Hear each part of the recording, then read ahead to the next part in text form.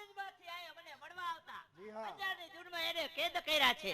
કાઈ વાંધો નહીં દાસી, દીવાબત્તી ઓલવીના. હમણાં તારા મહારાજા આવશે, તારે કહી દેવાનું કે મારા બા સાહેબ કોપ ભુવનમાં સૂતા છે. ભલે.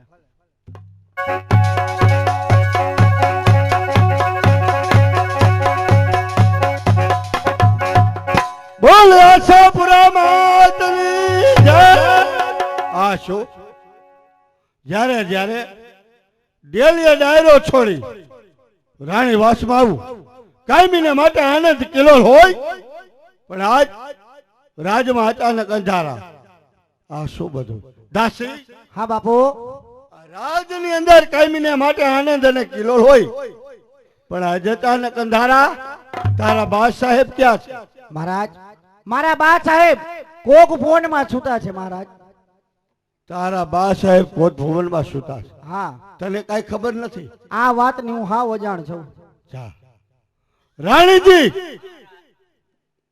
આજ અચાનક શા માટે કોટ ભવનમાં? અરે તમને ક્યાં ખબર છે મહારાજ? કહો. તમારે તો કાળા કહુવા લેવા છે.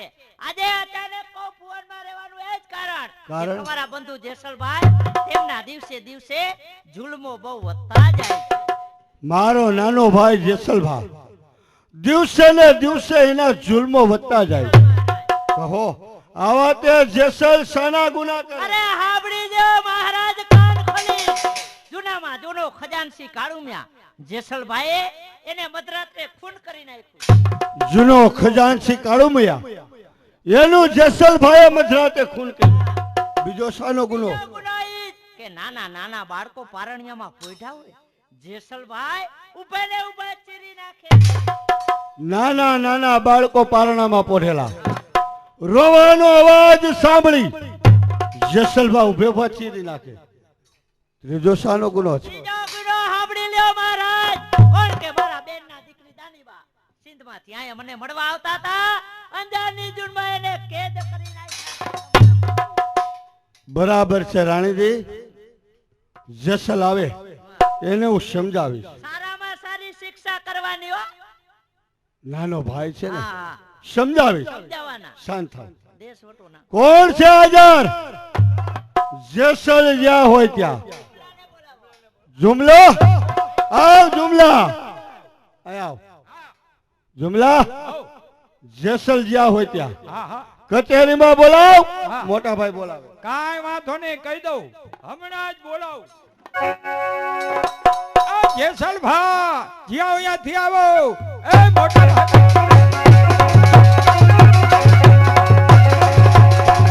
મોટા ભાઈને જેસલના પ્રણામ. ભાભી સાહેબ જેસલભાના પ્રણામ. હવે બૈરા તમારા પ્રણામ. કેમ ચીફડું ફાટ્યું વરાળ નીકળી? જુમલા, જેસલભાનું આસન ક્યાં છે? લાવ મારું આસન.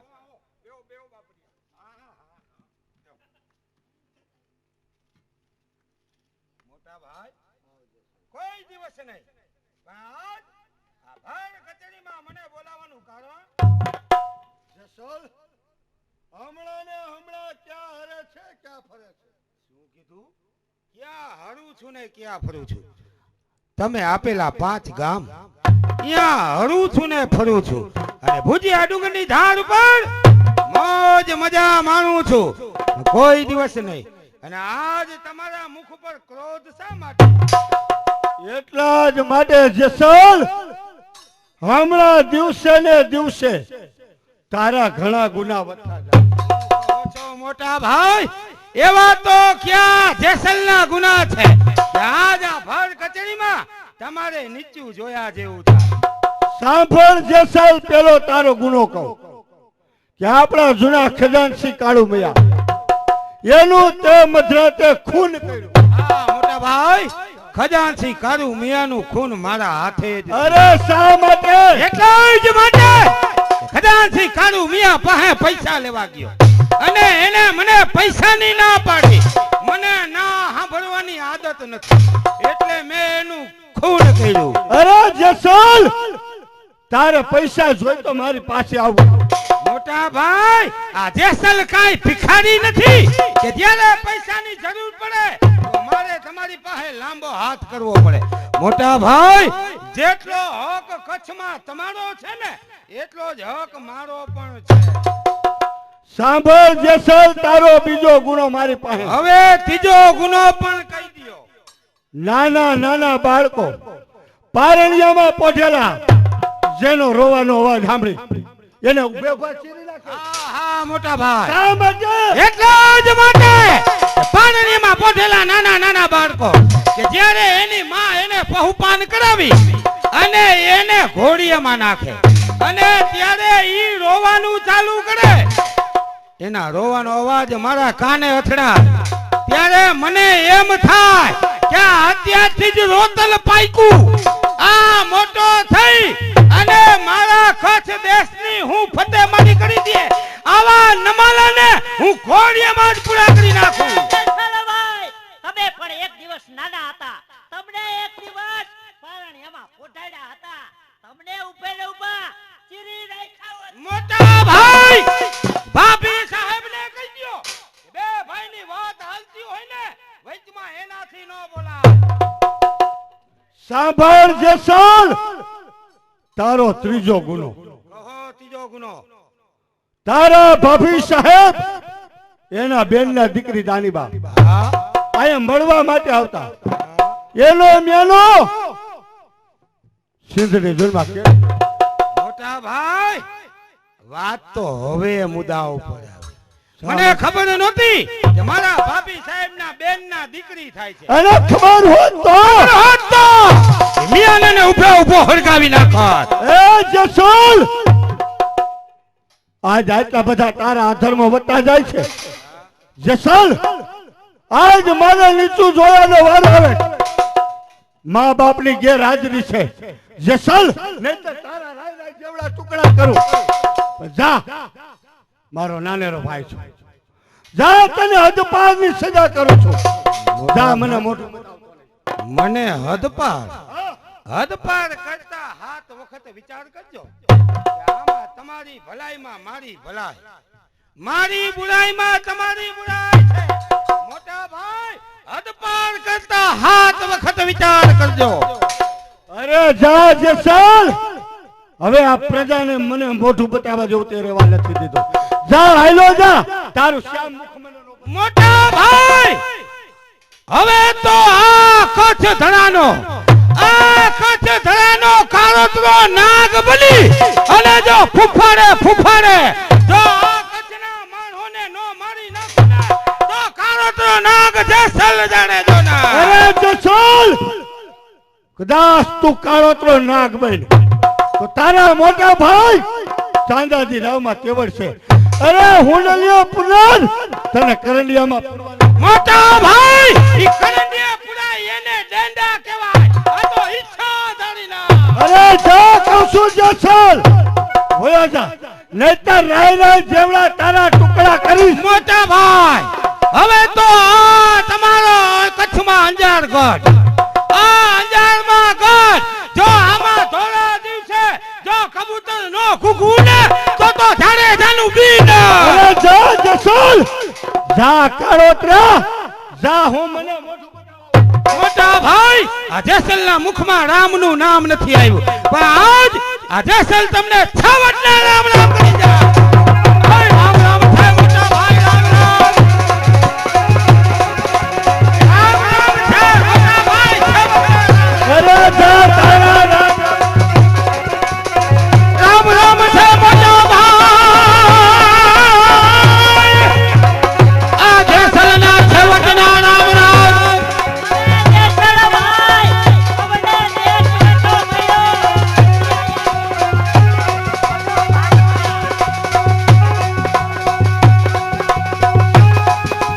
મોટા ભાઈ, જ્યાં લગી કચેરીમાં છો ને ત્યાં લગી જ રાજા છો, પણ જ્યાં રાણી વાસમાં આવો છો ને મારા ભાભી સાહેબ કે એટલા જ પગલા ભરો છો. હા, રામ રામ છે ભાભી સાહેબ, તમને છેવટના રામ રામ. આજ આ કચ્છ ધરા છોડી અને આવડીને સદા કરીને દીધા, આવડીને દીધા, આવડીને દીધા.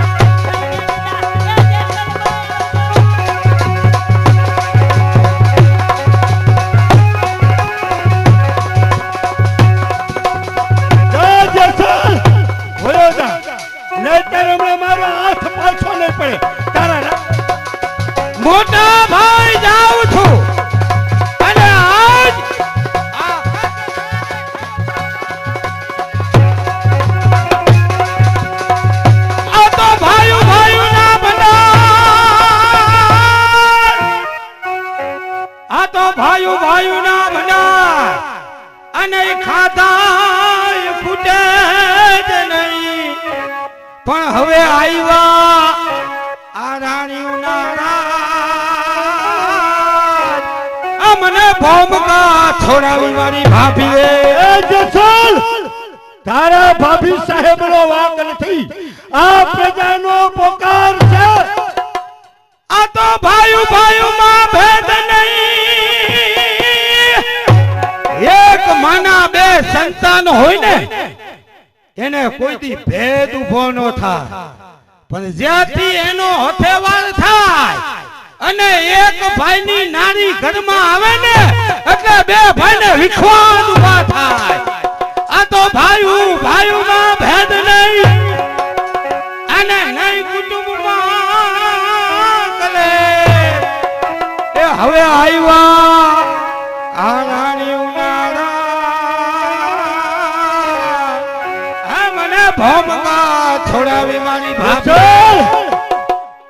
ભાઈઓ સાથે રહેવા શીખવું જોઈએ. જા જસલ, હવે તને જાકારો આપો.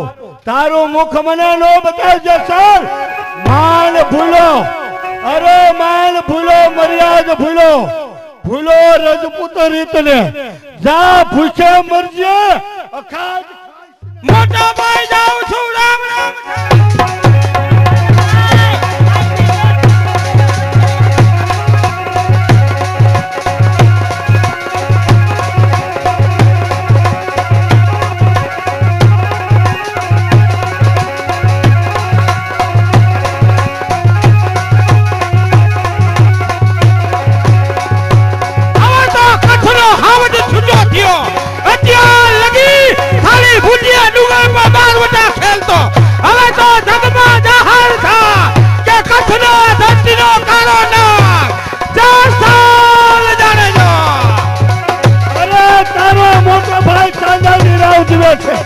શું તારી તાકાત મારી?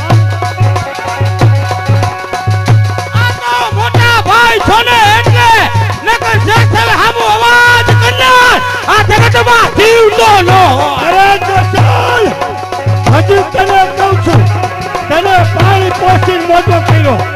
મા બાપની ગેરહાજરી છે, નકર રાય જેવડા ટુકડા.